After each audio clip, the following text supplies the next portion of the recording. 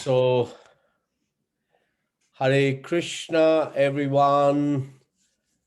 We welcome all of you, dear and wonderful devotees, to the School of Vedic Studies and yet another session on a beautiful subject, the 26 qualities of a Vaishnava, with His Holiness Atmanivedan Swami Maharaj. Maharaj is joining us from the Bhaktivedanta Manor in the UK.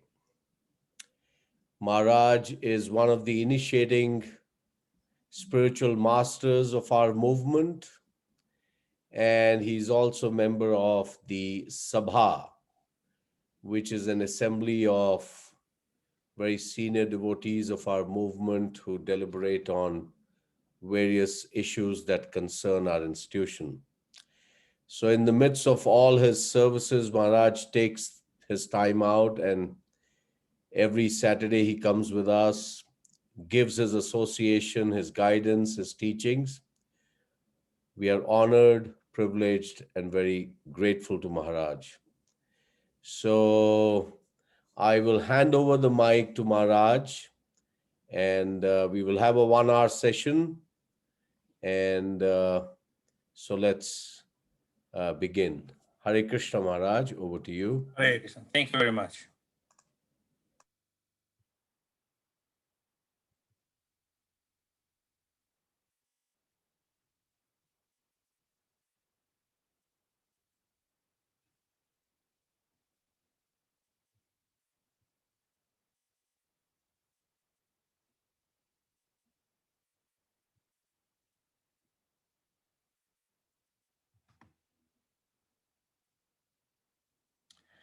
Hare Krishna. So we are now doing part 3 of the 26 qualities of a devotee or a Vaishnava.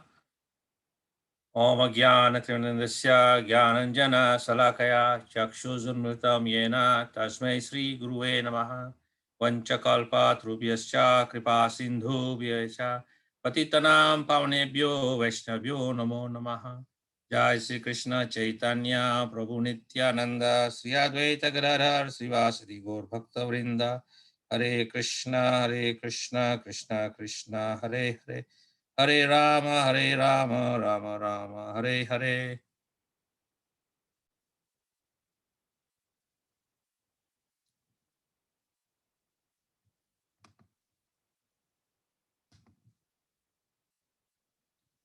So, of course, this is our role model, the ideal person who possesses all the 26 qualities in perfection.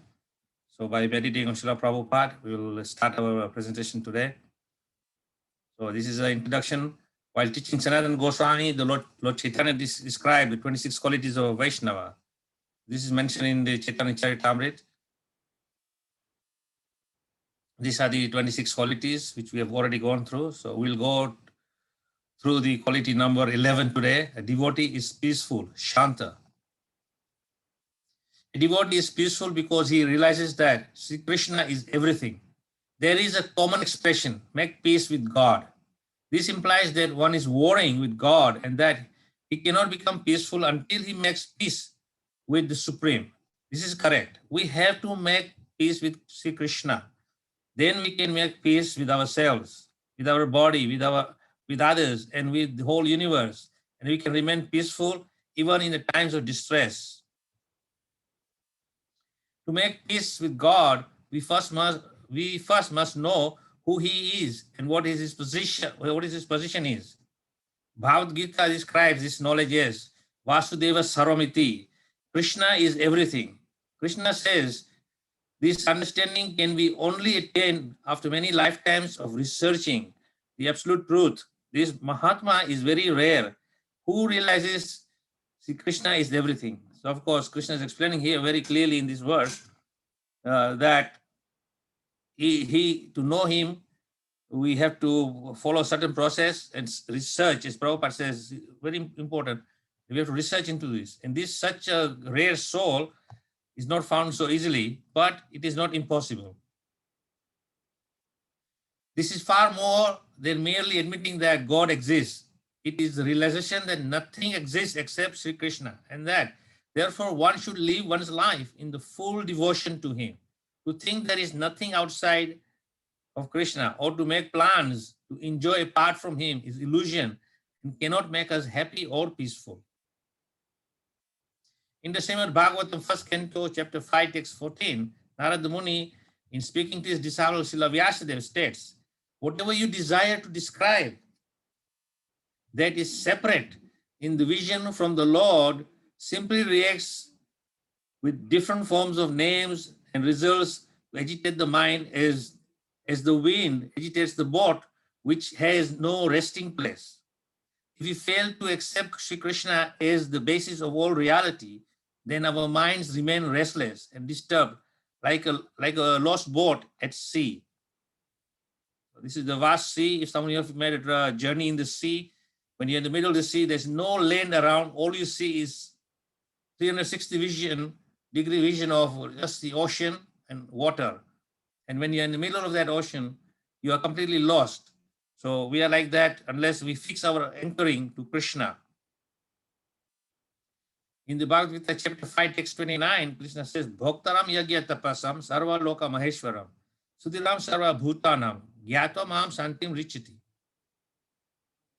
A person in full consciousness of me, knowing me to be the ultimate beneficiary of all sacrifices and austerities, the supreme lord of all planets and demigods, and the benefactor and well-wisher of all living entities, attain peace from the pangs of material misery. So in this sloka, of course, we have to understand that everything we should be offering to Krishna, and we do that, then automatically the byproduct of that is that you'll be very peaceful. Srila Prabhupada calls this verse the peace formula. We say God is everything, but here are three important realizations about God. One, whatever work we do is actually meant to be offered unto him. Two, the Supreme Personality of Godhead is the honor and control of all the planets. The men and nations should not claim their proprietors. This is, of course, big disease. We're claiming mine, I and mine, but nothing is ours. We see this experience day in, day out. When a person dies, he may have accumulated everything materially possible, but he has to leave it all behind. So nothing is ours. And number three, Sri Krishna is a friend of all living beings. This is most important. One who acknowledges these three attributes of Sri Krishna and who serves and worships him attains peace from the pangs of material miseries. A devotee is peaceful in his dealings with others. He has no quarrel. He depends on Sri Krishna and is not involved in the struggle for existence, nor is he after another's possessions. This is the basis of brotherly love. As a brother cooperates with another brother, so all humanity can cooperate by realizing the Supreme Father as the center of existence. Peacefulness, according to Krishna consciousness formula, is beneficial for all people in all parts of the world.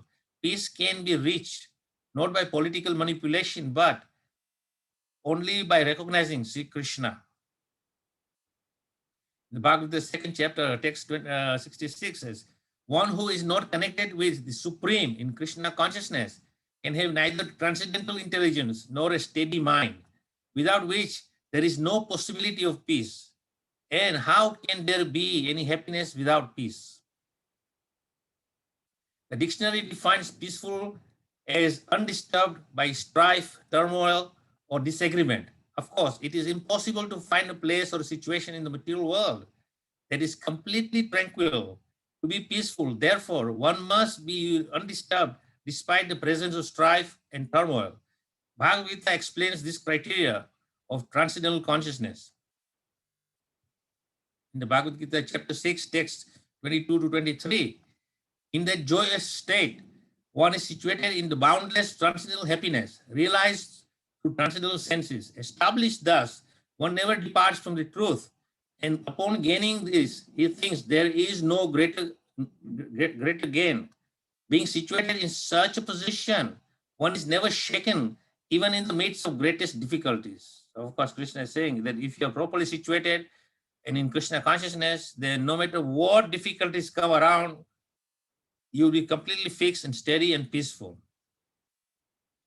So peacefulness does not refer to physically idyllic setting that may in fact be shattered at any moment. Peacefulness is the condition of the soul at peace with Sri Krishna. It is possible for the devotee who sees Sri Krishna as everything. Srila Prabhupada writes in Bhagavad Gita, realization that there is no existence besides Sri Krishna is the platform of peace and fearlessness.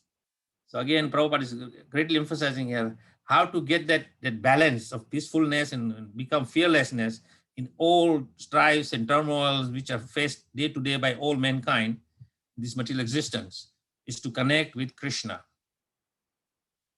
So number 12 is a devotee is exclusively surrendered to Sri Krishna. Krishna Eka Sharanam. So again, this one quality is very important. A devotee is fully surrendered to Krishna, as Krishna also says in Bhagavad Gita, Sarva Dharmam Parijata, Mam Ekam Shram Raja. You take full shelter of me, and I'll free you from all dangers. So the this quality of the Vaishnava is explicitly devotional. The Sanskrit word Krishna Eka, only to Sri Krishna, and Sharana, surrender to, are clear to the point. Although mercifulness, truthfulness, and other qualities are also strictly in relation to Sri Krishna, with Krishna Eka Sarana, the connection is transparent and the meaning saturated with bhakti. Of course, Prabhupada describes bhakti means pure devotional service, unalloyed, unmotivated, uncontaminated, purely for the pleasure of Krishna, out of love. Krishna consciousness is simple for those who are pure, but difficult for the crooked. Knowledge of Sri Krishna is presented throughout the Vedas and is taught by the great acharyas. Lord Chaitanya's immediate followers, the 6 Goswamis, scrupulously studied all the revealed scriptures with the aim of presenting Sri Krishna as the cause of all causes, the object of all worship. In Bhagavad Gita, the most widely accepted and respected of all Vedic literature, the speaker is Sri Krishna himself, and he reveals, there is no truth higher than me. Everything comes from me. Srimad Bhagavatam, Canto 1, Chapter 3, Text 28 gives the same conclusion. Itachasam kalapam sam Krishna tu Bhagwan Swayam. All the above mentioned incarnations of God are either plenary portions or portions of the plenary portion of the Lord. But Sri Krishna is the original personality of Godhead. Swayam to Krishna's to Swayam Bhagavan. It's very categorically emphasized clearly that Krishna is the supreme personality of Godhead. There's no doubt or question about it. We can judge our advancement in Krishna consciousness by our attraction to hear about Sri Krishna and to render devotional service unto him. The science of Krishna consciousness is unfathomable, but preliminary recognition of Sri Krishna as a supreme person is not difficult. Surrender to Krishna is also not difficult to understand or to execute. According to Lord Chaitanya, a person has 4 things. He can surrender: 1, his life; 2, his wealth; 3, his intelligence; and 4, his words. Complete surrender is to give one's whole life. If someone can't do that, then he can at least give some of his wealth or intelligence or words. Studying Bhagavad Gita is surrendering of one's intelligence to Sri Krishna. Speaking something favorable about Sri Krishna is surrender of the words. We cannot surrender unless we are free of pride. In the Bhagavad Gita 15th chapter, text 5, Purport Prabhupada says, surrender begins by surrendering to the spiritual master, as Arjuna did. Now I am your disciple and the soul surrender unto you. Please instruct me. Bhagavad Gita chapter 2, text 7. Bali Maharaj surrendered everything to Vamanadev. Then when there was nothing left, still Sri Vamanadev was asking for more, because they had to fulfill the 3 steps. Bali Maharaj said, please, therefore, place your third lotus footstep on my head. In the Srimad Bhagavatam, this is explained in the 8th canto, chapter 22, text 2. Bhakti Vinod Thakur surrendered his body and his mind, his family, his home. He said he would live simply as an attendant for all these proprietaries of Sri Krishna in the Saranagati prayers. So Arjuna is fully surrendered, and therefore Krishna is giving him the highest transcendental knowledge. Of course, this is instruction to us, which is revealed by Prabhupada, that if we surrender to Krishna, then on our surrendering, Krishna will give us that transcendental knowledge. Bali Maharaj also fully surrendered to Vamandev. And when he surrendered, Vamandev accepted his surrender and gave him full protection under the lotus feet. I know no one but Sri Krishna is my Lord, and he shall remain so, even if he handles me roughly, or his embrace, or makes me broken-hearted by not being present before me. He is completely free to do anything and everything, for he is always my worshipful Lord, unconditionally. This is one of the prayers of Sri Chaitanya Mahaprabhu of Siksastikam, number 8. So very clearly, the Lord himself is showing us by his own example that he is completely, fully absorbed in Krishna, and he is not concerned whether Krishna is making broken-hearted or is embracing him. That without any doubt, he is my worshipful Lord unconditionally. So we have to develop this mood of full surrender. Number 13, devotee is desireless, akama. So akama means that we are fully free from all desires. Of course, I had mentioned in the previous presentations that you can never be desireless. There is always going to be a desire. But by the instructions given to us by Prabhupada and the great acharyas of the 6 Goswamis, very clearly it is stated that this desirelessness can be achieved in a transcendental way when we direct all our desires simply for the pleasure of Krishna. The quality should not be considered in a negative way, as if a devotee ultimately attains the state of nothingness. There is no such thing as nothingness. That is the impersonal concept. And Prabhupada spent a lot of time emphasizing the personalist understanding. No desires. Devotional service means attaining fullness. It is sometimes compared to the waxing moon. On attaining full devotional service, therefore, a devotee finds that all his desires have become satisfied by his complete engagement in Krishna consciousness. It is impossible to exist without any desires. Desire is a symptom of a living being. So this example is given here of the waxing moon. So in this slide, you can see there is a different state of the moon, which goes through the phase. So the new moon, the dark moon, although the moon is there in the sky, but you cannot see it because it is completely devoid of any reflection of the light from the sun. In that position, there is no presence of the moon, although the moon is present. You cannot see with your naked eyes. Now, this waxing moon analogy is that we are like that. We are completely in darkness. And as we become closer to Krishna, then slowly, as you see, number 2, the moon is beginning to appear in a crescent form. Then first quarter, it appears as a half. In the next stage, in the 4th stage, it is almost 3 quarters. And then on the 5th stage, the moon is fully manifested. And you can see in the glory of the full moon, where this full moon is bright and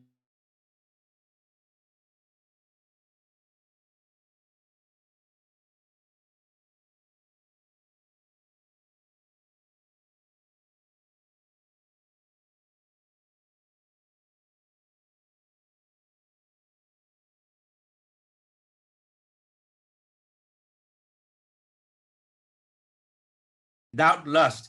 2 words we should consider here are kama and prema. Kama means lust or material desires. Prema means love. When a man loves a woman, his family, his country, or his vocational or intellectual pursuits, his love is really kama, lust, not prema. Pure love, prema, is reserved for Sri Krishna. Affection and attachment for things other than Sri Krishna are always some kind of kama, lust. Even desire to become one with the impersonal spirit are for one's own satisfaction, and that is kama or lust. So even being desiring to be with the impersonal Lord and merging into him is also considered lust. Srimad Bhagavatam lists various kinds of kamas or material desires. In the corresponding material worship, one should undertake to fulfill those desires. In the Srimad Bhagavatam 2nd canto, chapter 32, text 7, describes very clearly one who desires to be absorbed in the impersonal Brahma Jyoti, effulgence, should worship the master of the Vedas. One who desires powerful sex should worship the heavenly king Indra. And one who desires good progeny should worship the great progenitors called the Prajapatis. One who desires good fortune should worship Durga Devi, the superintendent of material world. One desiring to be very powerful should worship fire, and one who aspires only after money should worship the Vasus. So of course, if you're not interested in Krishna and want to pursue other forms of desires, then Bhagavatam also clearly states how to fulfill those desires in perfection, but that will not help you and free you from your conditional state of misery and unhappiness. The list goes on, and each goal is identified by the word kama. To fulfill such desires is the pursuit of the less intelligent. Again, in the Bhagavad Gita, chapter 7, text 23, Krishna says very clearly, the intelligence of such worshipper has been bewildered by Maya, because no material goal can free anyone from birth and death or bring satisfaction of the self. Only when one attains prema, love of Sri Krishna, can he come to the place from desirelessness. Desiring only to please Sri Krishna is called akama. In pursuing the pure desires to serve Sri Krishna, one must be very steadfast. Material desires have been haunting every conditioned soul for many, many lifetimes, and it is not easy for one to suddenly renounce them. Lord Krishna advised that kama cannot be given up artificially. So of course, all these desires which are to do with material conditioning state cannot be given up artificially, but there is a very nice process given by the Lord which will free us from these things. So in the Bhagavad Gita chapter 2, text 59 says, Visya vinivartante nirhasya dehina rasa vrajam raso api asya param drishtva nirvitate. So this is very important verse, Prabhupada quotes many times. Unless until you develop this param drishtva, the higher understanding, then you will never give up the lower test. So we have to endeavor for higher test. And that higher test comes by the practice of Krishna consciousness. The embodied soul may be restricted from sense enjoyment, though the taste for sense object remains. But ceasing such engagement by experiencing a higher taste is fixed in consciousness. So this is very clearly Krishna saying that these things will come and bother us, but if we are fully engaged properly, then higher taste will take place. And when higher taste is experienced, then your consciousness is fixed in Krishna. So here we'll listen something what Prabhupada says, a very short. You engage your eyes to see the beauty of the deity, Krishna. You engage your tongue for tasting Krishna Prasada. You engage your legs to come to the temple. You engage your hands to work for Krishna. You engage your nose to smell the flowers offered to Krishna.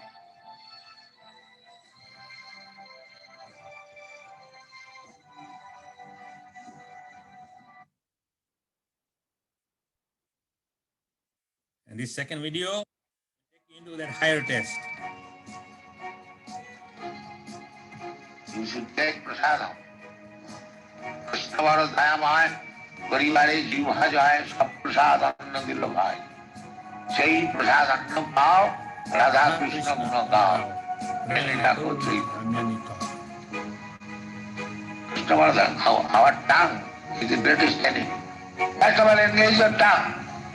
Devamukhi Jivadu Swami Vasuratam. Too busy to taste or eat and chant. Chant Hare Krishna with tongue and take Krishna Prasad. You'll conquer Krishna. Because Prasad is transcendent. It is not a material thing. One must have faith that it is not material. It cannot be infected by any material things. In this way, prasad will be done. It is called prasada seva. Prasad is as good as Krishna. Therefore, prasad should be respected as good as Krishna. So, those who are attached to Krishna consciousness movement and those who are attached to the service, they should take prasadam. First class prasadam. Everyone likes the taste of the prasadam.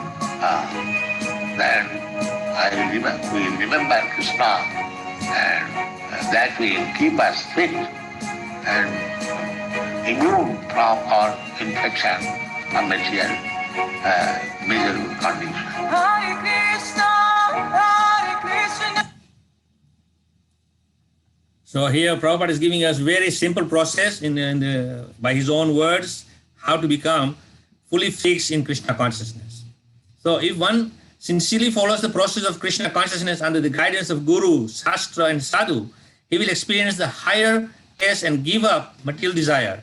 Even while still in the neophyte stage of devotional service, this may seem like a bold claim, but it is true. Even a new devotee engaged in chanting, hearing and serving finds sinful activities like meat eating unthinkable. He satisfies his desire for palatable foods by taking only food offered to Krishna. He soon comes to regard intoxication as an unnecessary contamination. So again, by mercy of Prabhupada, he has introduced us to the worship of Radha and Krishna and how to worship them and offer them food stuff which we eat, and that way we make our lives perfect. His life becomes so full in transcendental consciousness that he finds no need to depend on chemical stimulants, and he gives up illicit sex in favor of devotional service to Radha and Sri Krishna. Critics cannot understand the higher taste of Krishna consciousness, nor can they experience it if a person tries to assess the taste of honey in a bottle by looking at it or by licking at the outside of the bottle. He will not be able to appreciate the taste. One has to open the bottle and dip a finger inside. So this concept is very clearly explained here in this slide. No matter how hard you're going to try to lick the outside, you are not going to be able to taste the honey. So you have to make an effort to go inside and then appreciate honey. If one sincerely enters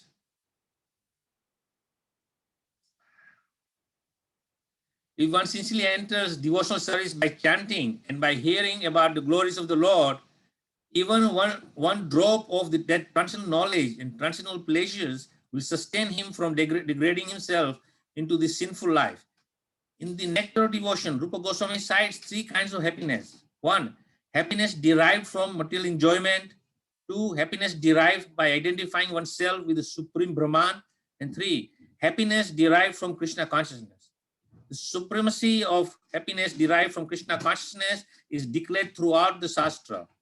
Of course, here very clearly says that there's 3 kinds of happiness by Rupa Goswami. And if we follow this process of Krishna consciousness, then of course we'll achieve the highest level of happiness. Srimad Bhagavatam, chapter 2, chapter 3, text 10 says, a person who has broader intelligence, whether he be full of material desires, without any material desire or desiring liberation, must by all means worship the Supreme Whole, the absolute personality of Godhead. So again, Bhagavatam is giving very important instructions here, regardless of whichever situation we are in, whether full of material desires or without any desires or desiring liberation, it doesn't matter. One must fully worship the Supreme Personality of Godhead, completely and wholly. And now number 14, a devotee is indifferent to material acquisition, aniha. So again, this is very important. Aniha means that we are not concerned with material acquisition.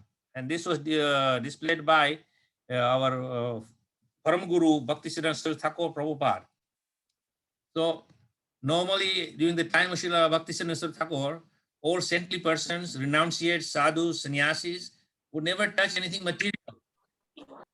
But here, Bhaktisiddhanta Saraswati Thakur Prabhupada is showing by his own example that he is not using the car for his own personal sense gratification, but he is using the car to go from point A to point B to enliven and enlighten the conditioned living entities.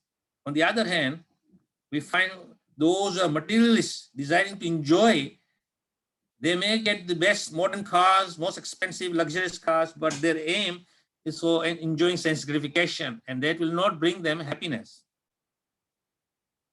Detachment does not mean he cannot use material things in the service of Sri Krishna. A devotee is consistent, but not in a small-minded way. All of a devotee's actions are consistent with his rendering of pure, unalloyed devotional service to Sri Krishna. The quality of aniha, in difference to material acquisition, is another part of the Vaishnava's opulence. He doesn't have to acquire things because he is already satisfied in devotional service. A devotee may use material things in the service of Sri Krishna, but he doesn't become attached or dependent on them. He may serve Sri Krishna with millions of dollars, construct buildings, and profusely publish Krishna conscious literature. But even if he has nothing material to use, he can serve Krishna just by chanting Hare Krishna. So this is very important aspect, as I said earlier in the presentation, that Krishna consciousness is very simple. If Krishna has given you many facilities, use that in service of Krishna. If you do not have any facilities, not to worry. You can peacefully sit down in a quiet place and chant Hare Krishna. The quality is well illustrated in the story of an oldest man. There was once a sage who was so old, his years could hardly be calculated. He was supposed to live until all the hairs on his body fell out, but only one hair would fall out during a lifetime of Brahma. 311 trillion, 40 billion years. The sage was very hairy, so his lifespan was incalculable. One day, the sage's disciples approached him, desiring to build him a shelter. Master, they said, you have no shelter from the sun or rain as you chant Hare Krishna. Here on the bank of the Ganges, may we please build you a simple cottage? The sage replied, no, this life is temporary. Now just imagine the perception of this saintly person is living for such a long period, is practically incalculable in our concept. We can never even imagine someone that old. But he's saying even that longer distance of time is still temporary. So I don't need to make any facilities for my temporary needs. The temporality of life in this material world makes the devotee transcendently neglectful about acquiring possessions that he will sooner or later have to leave behind. So this is the basis of his indifference to material acquisition. The very word material implies temporality, and ultimately material things are lost at death. But kama, the desire for getting and keeping things, will cause a person to suffer birth after birth. The world emperor Maharaj Parikshit, although surrounded by great opulence, remained unaffected because he used everything in the service of the Lord. But when he received 7 days notice of his death, he thought it better to leave all his royal paraphernalia and sit on the Ganges, sit by the Ganges without eating and drinking, while hearing Srimad Bhagavatam from Sukadeva Goswami. So here is another example of such a great person who had everything at his disposal, but at the appropriate time, he didn't have a second thought about giving these things up. He gave it all up instantly. He took shelter of a great saintly person, Sukadeva Goswami, to hear about Srimad Bhagavatam and prepare to go away from this material world and back to Godhead. A devotee must be firmly situated in the realization of his spiritual identity. Aham Brahmasmi. He knows he is not this body, and he experiences the satisfaction of the spirit soul, Brahma Bhuta Prasanatma. Being firmly situated in the higher taste of Krishna consciousness, the devotee's quality of aniha flourishes. He does not become attached to material things, even though for preaching purpose, he may have to associate with women and money, the most dangerous material allurement. So someone asked Srila Prabhupada whether, since he is a Swami, could he stab a knife into his hand without feeling pain? Such a feat, Srila Prabhupada replied, was not perfection. In fact, it could be done just by taking some anesthetics. He said Swami actually meant that one can be in presence of beautiful women and yet not affected by them. So of course, materialist concept is different from renunciate. And here Prabhupada is saying very clearly, a Swami means that he can be in presence of all kinds of allurement. Of course, the greatest allurement in this world, in the material world, is a beautiful woman. And he will not be affected by that. So one who can transcend that is called a Swami. Devotee does the compassionate work of staying within materialistic society rather than hiding in seclusion to save himself.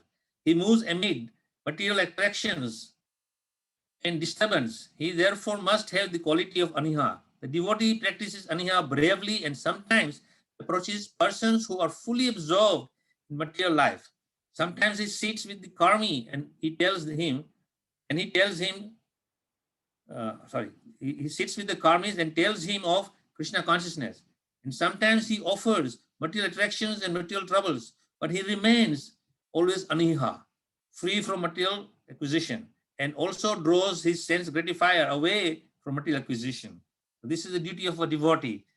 He may be absorbed in the middle of the battlefield, but he is not affected by it. In other words, Prabhupada says he will go at any extent to give Krishna consciousness to the fallen conditioned souls and free them from this quality of getting material acquisitions.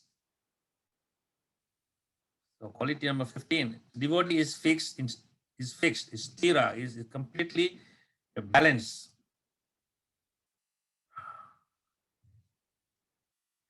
When a conditioned soul comes to Krishna consciousness, he must serve patiently.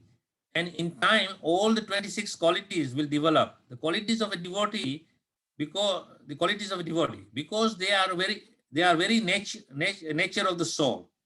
Of course, this line is very important, that the qualities of a devotee are all there, and because these qualities are there naturally in the soul as being part and parcel of the Supreme Lord.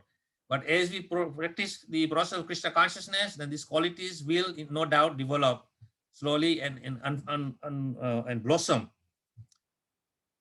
are within each person and become manifest through the process of bhakti. So it's very clearly stated that the process of bhakti is what will allow these qualities to manifest, although they are covered now by material contamination. As a match contains fire and as milk contains butter, as the proper process is followed, like striking the match and churning the milk brings out the inherent qualities, so the bhakti yoga brings out the qualities of the Vaishnava. Love of God and the 26 qualities of a devotee are within each one of us. So here 2 examples given, matchstick and milk.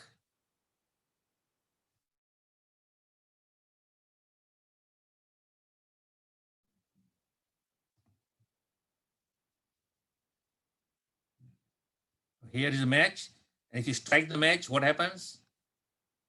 Fire will automatically manifest. So here is milk. If you churn the milk, what happens? Butter will be separated. So we are like this. Either we are in a milk condition or we are in a match condition. Only takes a little bit of effort either to strike the match and bring the fire out, or churn the milk and get the butter out. Rupa Goswami describes the devotee's gradual progress. A conditioned soul has to first hear about Sri Krishna with faith, Shraddha. Then he associates with the devotees, Sadhu Sangha. Next, he takes initiation from a bona fide spiritual master, Bhajana Kriya. And as he follows the rules and regulations of devotional service under the spiritual master's order, he loses his bad habits, anartha nivriti. The next step is steadiness, nishta. And this is close synonym to sthira, or fix. A devotee must be fixed in the absolute truth. So again, this is a process, how we follow the Krishna consciousness directive. And as we follow that properly, then we'll come to stage called nishta or sthira, become firmly fixed. In the Bhagavatam, Narada Muni contrasts steadiness of the devotee with the fickleness of karmi. In the Srimad Bhagavatam, canto number 6, chapter 5, text 14, mixed with the mode of passion and the unsteady intelligence of every living entity is like the prostitute who changes dresses just to attract one's attention. If one is fully engaged in temporary fruitive activities, not understanding how this is taking place, what does he actually gain? So of course, here is an analogy given of trying to attract people by your external change of dresses, but it's not going to get you anything, free you from your unsteadiness or unhappiness. Karmis change their professions at any moment, but a Krishna conscious person does not change his profession. For his only profession is to attract the attention of Sri Krishna by chanting the Hare Krishna mantra and living very simple life without following the daily changes of fashion. In our Krishna consciousness movement, fashionable persons are taught to adopt one fashion, the dress of a Vaishnava with a shaven head and a tilak. So this is Prabhupada's direct instruction, that if you want to be free from all these attractive features of materialism, then follow the code of conduct of a devotee. And a Vaishnava dress is very simple. Dhoti kurta for men, sari for a lady, for men shaven head, a tilak on the forehead, women cover their head, and so forth. A neophyte, a devotee in the neophyte stage may fall victim to the attraction of the opposite sex, or situation of distress may unfix a weaker devotee. Often devotees are harassed and their preaching disturbed by the non-devotees. If a devotee is fixed, however, he will not abandon the chanting of the Hare Krishna, even at the cost of his life. Sometimes devotees quarrel among themselves. There is another and this is another discouragement that might sway a weak devotee from following his spiritual master's orders. So again, as we have all experienced, we go through some trials and tribulations in our practice of Krishna consciousness, either with fellow devotees or our environment. But if we are weak, then we would give up the orders of the spiritual master. But if we are fixed in this our quality of devotee, as one of the 26 qualities, then we will be completely adhering to the orders of the spiritual master, and all success will come without fail. They are taught to be always clean in the mind, dress and eating, in order to be fixed. In Krishna consciousness, what is the use of changing one's dress? Sometimes wearing long hair and a long beard, and sometimes dressing otherwise.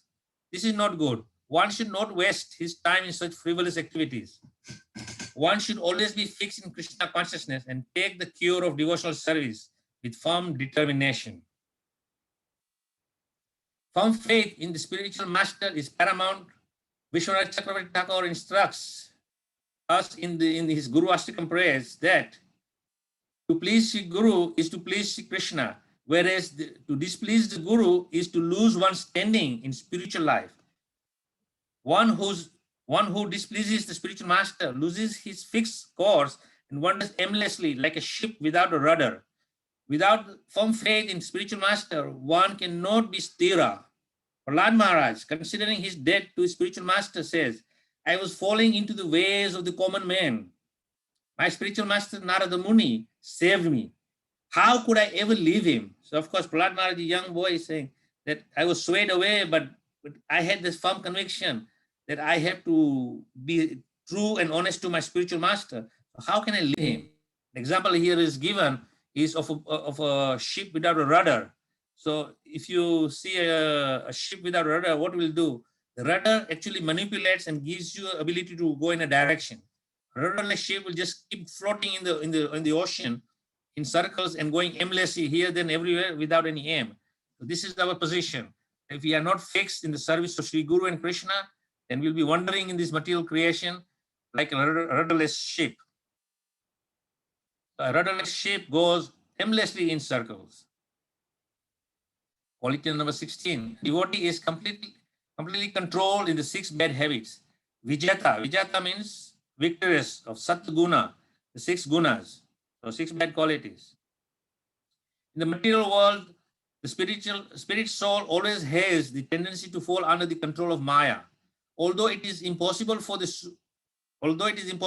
Supreme Personality of Godhead to come under the control of his own Maya, the jivas, being marginal, come sometimes under the material energy and sometimes under the spiritual energy. A pure devotee, although marginal energies, stays always under the shelter of the internal energy, and thus they never succumb to the 6 bad qualities. In the Bhagavad Gita, chapter 2, text 70 states, a person who is not disturbed by the incessant flow of desire, they enter like the rivers into the ocean, which is ever being filled, but is always still. Can alone achieve peace, and not the man who strives to satisfy such desires. So here again, very clearly, that if we are free from all desires, then we'll be fixed and steady. Otherwise, we will be. हो गया खाओ आप लोग Hare Krishna. Can मेरा you हो mute yourselves, please? So this slide shows all the rivers are flowing into the ocean. Although so much millions of tons of water is going in the ocean, but ocean is not disturbed. So the 6 bad qualities of kama, lust, anger, growth, greed, lobha, illusion, moha, madness, mada, and envy, matsarya. A pure devotee controls these qualities by full engagement in the service of Krishna. Although the 6 bad qualities are material, they can be used in Krishna's service. This transforms them. The bad qualities are perverted reflection of the qualities existing in the original pure state in the spiritual world. Narottam Das Thakur writes, Kama Krishna karma pane. Lust can be transformed into love of Sri Krishna. In the Srimad Bhagavatam, Narad Muni informs King Yudhishthir how Lord Krishna can be served by transforming material qualities into devotional service. Again, here we have great instructions coming from all great personalities how to dovetail everything possible in this material world in the service of the Lord. Srimad Bhagavatam, 7th Canto, Chapter 1, Text 31 says, My dear King Yudhishthir, the gopis by their lusty desires, Kansa by his fear, Shishupal and other kings by envy, the Yadus by their familial relationship with Sri Krishna, the Pandavas by your great affection for Sri Krishna, and we, the general devotees, are very by our devotional service have obtained the mercy of Sri Krishna. So all these different relationships we have, it doesn't matter what qualities you have. If it's channeled properly, then you will be a recipient of mercy of Krishna. Let us consider each of the 6 bad qualities and how a pure devotee controls them by engaging himself in the service of Sri Krishna. Number 1 is lust, kama. Lust is epitomized by sex desire. The gopis approach Sri Krishna as a beautiful young boy, and yet we know this is a complete opposite of the mundane lust. We have been warned not to imitate the gopis. So how can we, who are trying to practice pure devotional service, understand lust in the service to Sri Krishna? Bhagavad Gita 7:11 states, Dharma virode bhuteshu kamasmi. I am sex life which is not contrary to religious principles. When kama is controlled, it is not illicit and can be used in Sri Krishna's service. In the beginning, there may be material desires, but when sex is regulated and used for the service of the Lord, it is transcendental. Number 2, anger, krodha. Lust can never be satisfied, and therefore it is followed by anger. Anger follows lust like a younger brother. When a person falls into uncontrolled anger, he can kill even his best friend or dear relatives. When anger spreads, the whole body becomes polluted. But anger can also be used in the service of Sri Krishna by directing it against the enemies of Sri Krishna. A famous example is Hanuman, Lord Rama's warrior, Savyatar, who fought against the forces of Ravana. Lord Chaitanya also showed transcendental anger when he heard that Jagai and Madai had assaulted Nityananda. Number 3, greed, lobha. A greedy person wants to accumulate as much as possible for himself, much more than he actually needs. Obsessed with taking for himself, he conflicts with others and has no mercy for them. Out of greed, one nation allows millions of people in other parts of the world to starve. The greedy people of one nation take many times over the requirement of food and fuel, while others go without. So greed can become a great evil. But because the devotee is greedy, because the devotee is greedy to use everything for the Supreme Personality of Godhead's satisfaction, his greed benefits everyone. Number 4, illusion, moha. The main illusion of the conditioned soul is that he thinks of his body as a self and the material world as his home. This illusion will kill him, just as an animal in the desert is killed running after the mirage of water. A person who does not know Sri Krishna, who thinks that he himself is absolute, is in complete illusion. And and his human life is therefore doomed. But when one comes to the stage of faithfully hearing about Sri Krishna, understanding that Sri Krishna is a supreme, that all living entities are his infinitesimal parts and parcel, how can there be illusion? A devotee who has a bona fide spiritual master should know and be freed from misconception. When Arjuna became enlightened by Sri Krishna's teachings in the Bhagavad Gita, he declared, Nasto moha, my illusion is now gone. Number 5, madness, mada. When a person contemplates the sense objects, he develops desire. He then becomes angry. This leads to delusion and bewilderment of memory. In extreme cases of madness, a person cannot even perform his bodily functions, and he becomes like a vegetable or a wild beast. But all conditioned souls, even those passing as sane, are more or less crazy, as described in the Srimad Bhagavatam. This is the description in the Srimad Bhagavatam, 5th canto, chapter 5, text 4. When a person considers sense gratification the aim of life, he certainly becomes mad after materialistic living and engages in all kinds of sinful activities. He does not know that due to his past misdeeds, he has already received the body which, although temporary, is the cause of his misery. Actually, the living entity should not have taken on a material body, but he has been awarded a material body for sense gratification. Therefore, I think it is not befitting an intelligent man to involve himself again in the activities of sense gratification, by which he perpetually gets material bodies one after another. So very clearly stated here that we are not supposed to be getting material bodies. We should be in the spiritual world.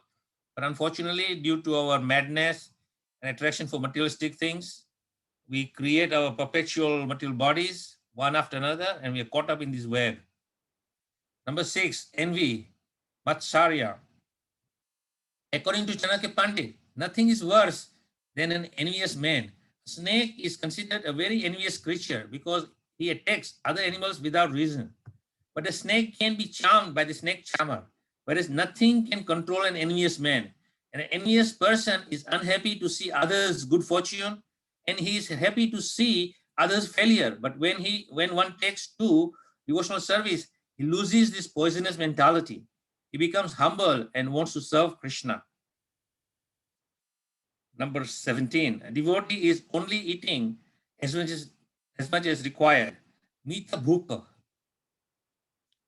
If a person were to practice this quality only out of the 26 qualities of a devotee, he would not become a pure Vaishnava.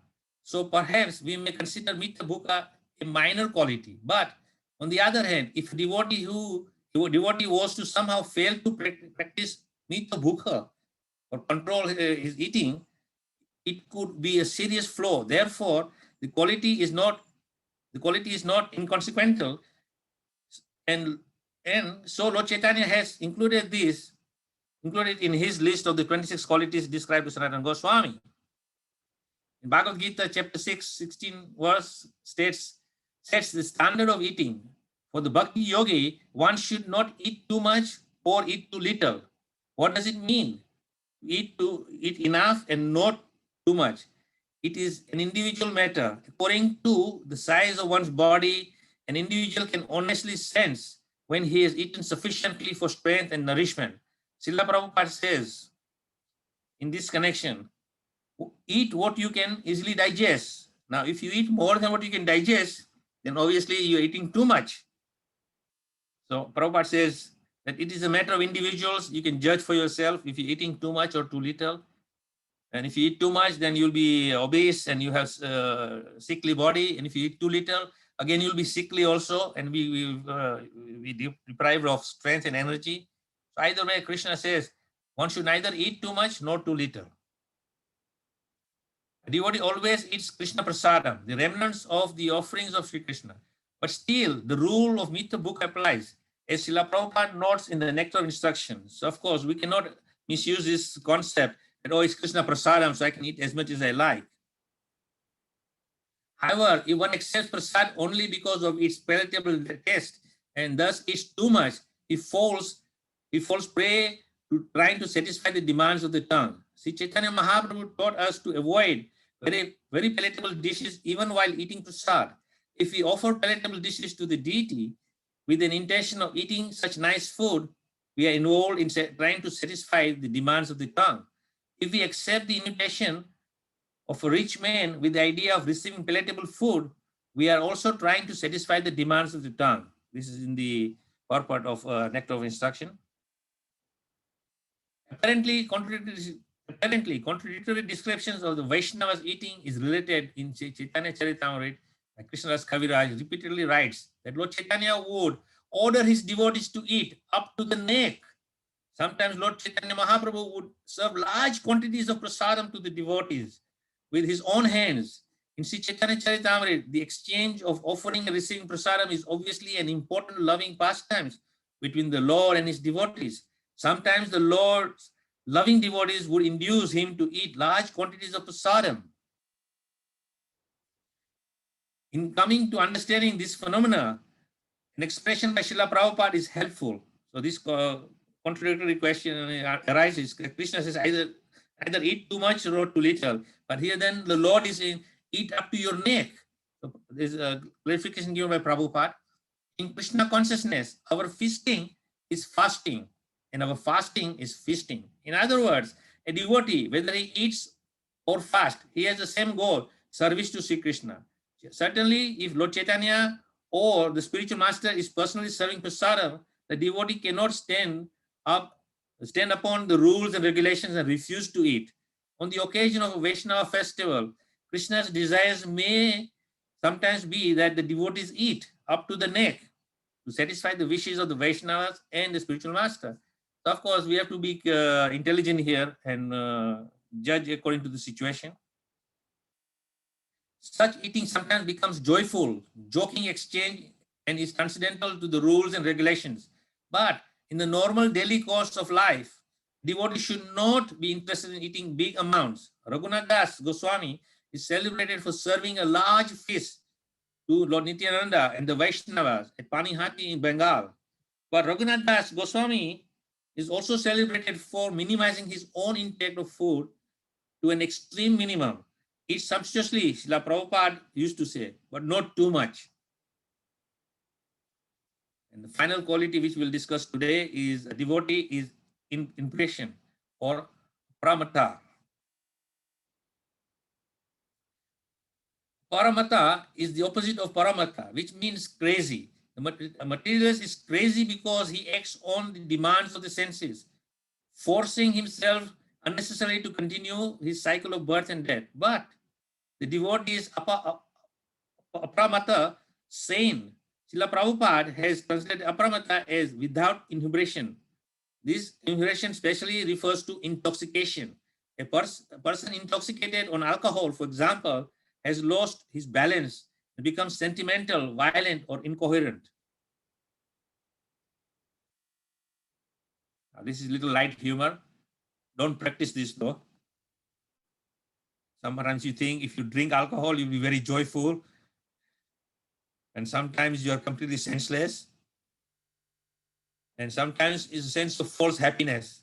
But alcohol, as it says, will drive you crazy and insane. Srila Prabhupada concludes, he who lives and works for the perishable body is crazy, while he who invests his energy in that which is eternal is sane. In the age of Kali, the whole world is crazy, and to be sane is to be thoughtful, as thoughtful as mad. By the standard of the absolute truth, the devotee has attained the right balance between material duties and spiritual duties. Srila Bhaktivinoda Thakur has explained that both material duties and spiritual duties run along parallel lines. But if the pursuance of the material desires, material duties seriously hampers the path of self-realization, then the material duties should be reduced.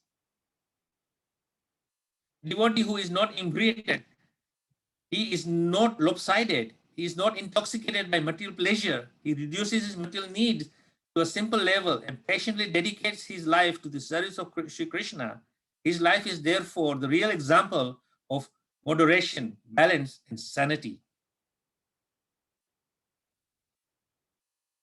So this is one slide is saying that life should be very balanced. So we have to learn to balance all these different aspects of life we have family, we have career, we have health, we have friends. So you have to make a balanced situation where you are not doing too much or too little. A healthy lifestyle is that you eat more fruits, exercise, drink more water, be peaceful in the mind, eat well, walk more, meditation, read spiritual books, work-life balances, between all these different things, career, money, family, workplace, friends, business. So basically the secret of is that you have all these duties. Some are material, some are spiritual, but if you bring a balance, then you will reach your goal without any difficulties. On this note, we will stop here and continue next week for part 4. Thank you very much for being here and giving me this time. Hare Krishna, Krishna Krishna, Hare Hare, Hare Ram, Ram Ram, Hare Hare. Thank you very much. Hare Krishna.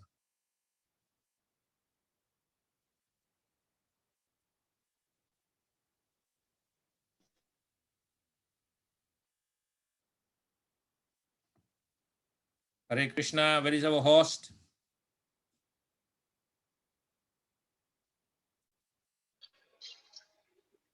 I was finding it difficult, Maharaj, to unmute myself. Oh, I thought you went to sleep. It was so boring. I didn't go to sleep at all. It just that today was one of those days that I had to step out of the house. I started the session, but then I had to step out because of some commitment, which was unavoidable. So I'm sorry for that. But No problem. We'll. I finished on time, 1 hour. No, thank you very much. The session was good. I was able to hear into the session, by the way. I didn't miss the whole session at all, but I'm sure all the devotees in attendance have gone through it very carefully. We will obviously be sending the PowerPoint also, and we have the last session next week. Then we'll have a few questions on the subject matter of the 26 qualities of the Vaishnava. So is there any question, comments or reflection? It's just that I'm not switching on my video right now because I'm not in my usual place. Any questions?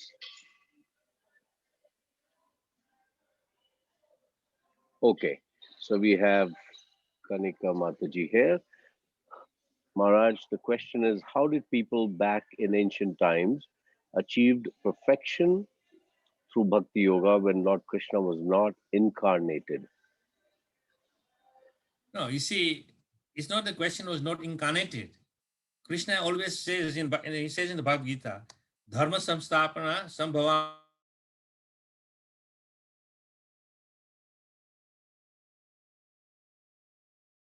Krishna is always there, but he comes in his different incarnations, in different avatars, establishes the principle of Dharma.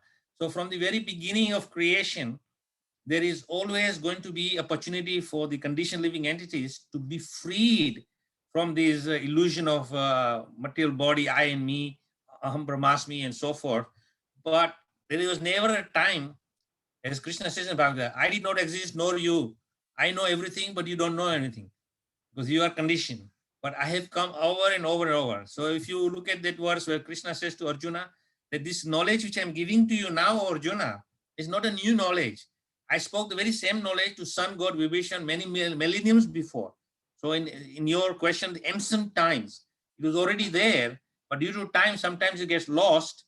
And then Krishna comes himself, or he sends his empowered personalities like Prabhupada to re-establish dharma and the principles of religion and bhakti. And then the continuity is there for uplifting the conditioned souls. Any further questions by anyone?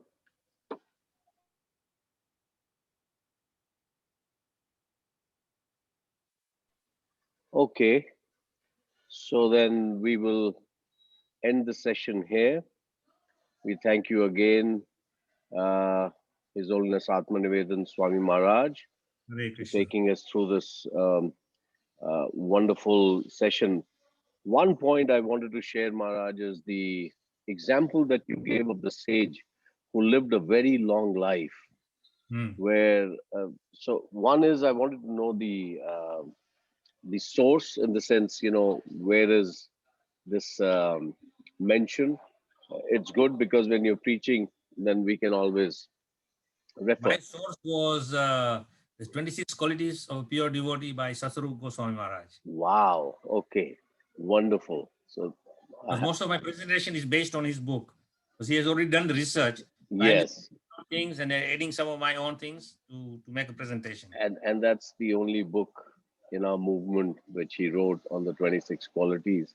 So that was a very wonderful example, Maharaj, because that was like when he says, life is temporary. What are we talking about? 70, 75 years. It's like a blip. It's not even temporary. Even Lord Brahma's life is temporary. That's right. Absolutely. So basically, if you look at the perception of time, only we can sort of measure time in our relative understanding. But in his eternity, time has no limits. And that is where you experience eternity. But when you are caught up in the material realm, then you are under the modes of material nature, and time has its place and effect. Therefore, time and space are effective here, and it is everything is temporary. There's nothing which is lasting eternally. Even a diamond may seem that it is compressed carbon and it will last eternity, but it also has its definitive time when it will also disintegrate and be finished. Nothing lasts in the material world. Absolutely, Maharaj. Maharaj, we have one more question from Shiba Thomas. How to interact with family who are non-devotees? Well, I mean, one thing is very simple, that if the family members are not devotees of Krishna, then we should not become very animosity against them, but be compassionate towards them and say, look, they are conditioned souls, but nonetheless, somehow there is some connection with me. So you show compassion, kindness, and not force them to take to Krishna consciousness. But Prabhupada said, best thing to do is give them Krishna Prasadam. And Krishna Prasadam has such a transcendental potency and power that their hearts will melt, and eventually they will begin to appreciate Krishna consciousness. And then gradually, as soon as they start appreciating Krishna, then Krishna says, since you are appreciating me, then I will reciprocate with you, and I'll also appreciate you. And then there is a relationship building, and then Krishna takes over from there. And once you are completely connected with Krishna in that way, then it is Krishna's prerogative how fast he frees you from your illusion and conditioning. But as my principle is very simple: be very kind, very compassionate towards them, and they will begin to appreciate you automatically, because they will see that you, even as a devotee, you have such nice qualities, and compassion is one of the most important one. So when you show compassion, then that will melt people's hearts. Prabhupada said, even an enemy comes to your doorstep, you welcome him to your house, give him a sitting place and nice chill water, the enemy will completely be melted by your welcome. So what to speak of family members?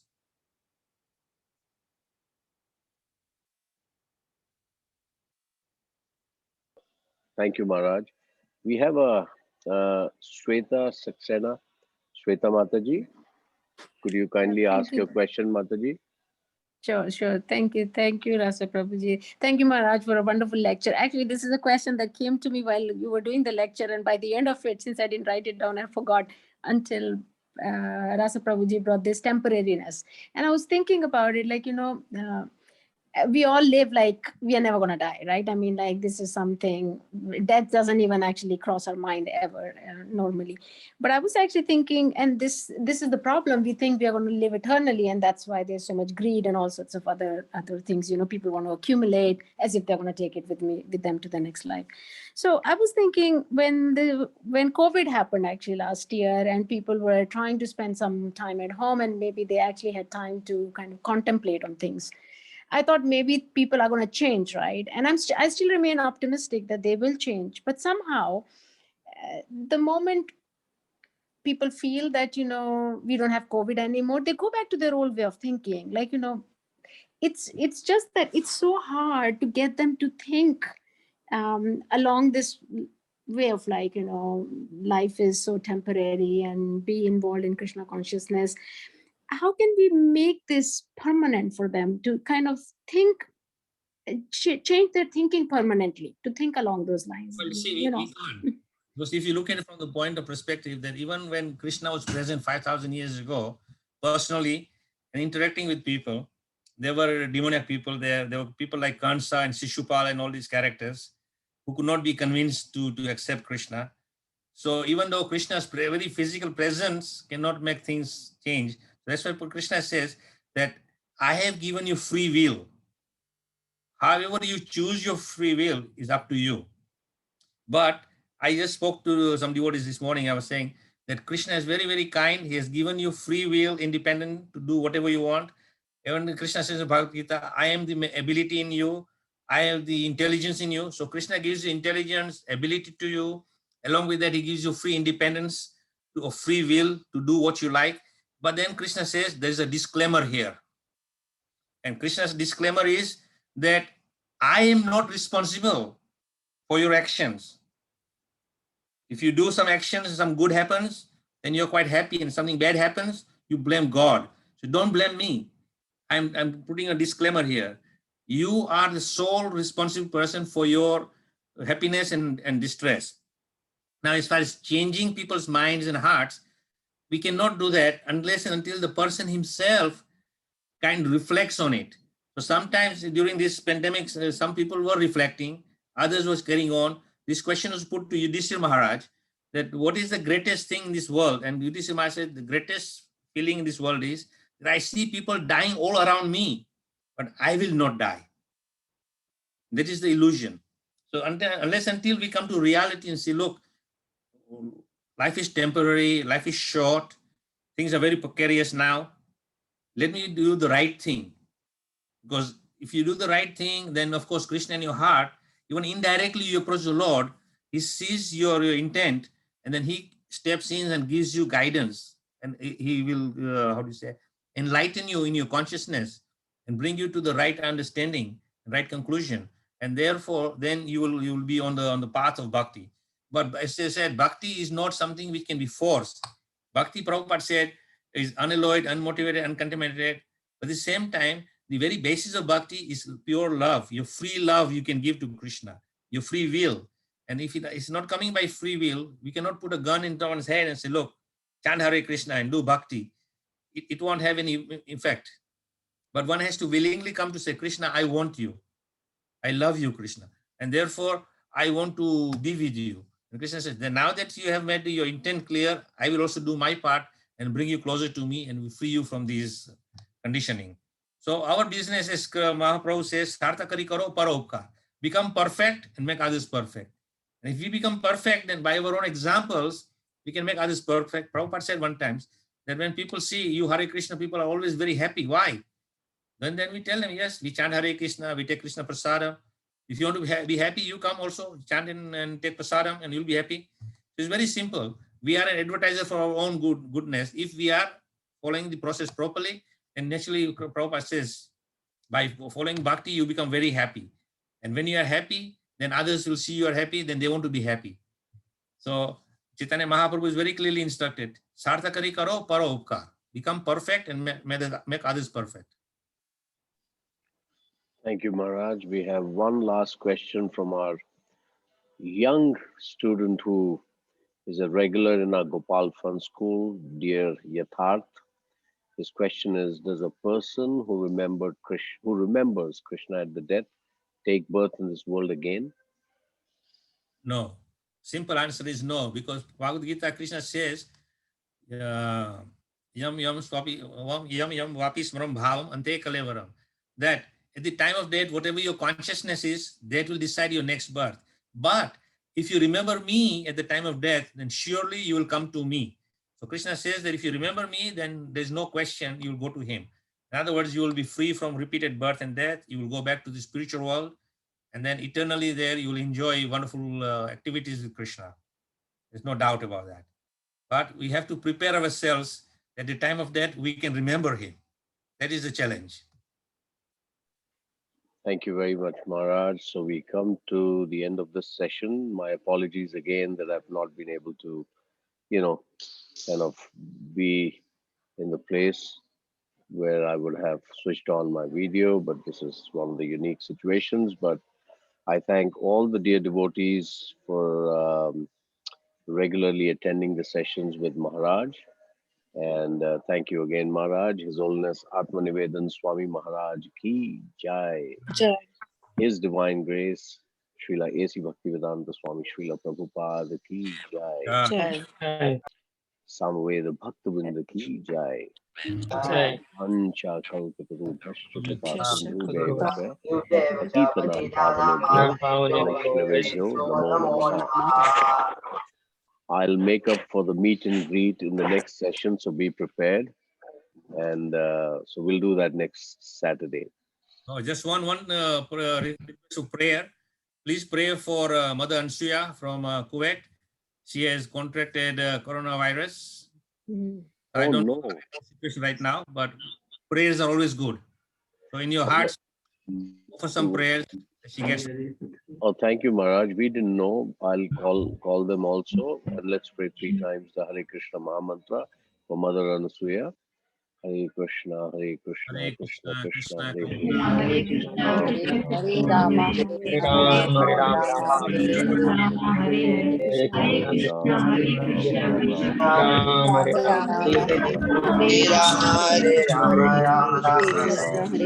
Krishna Hare Krishna Hare Rama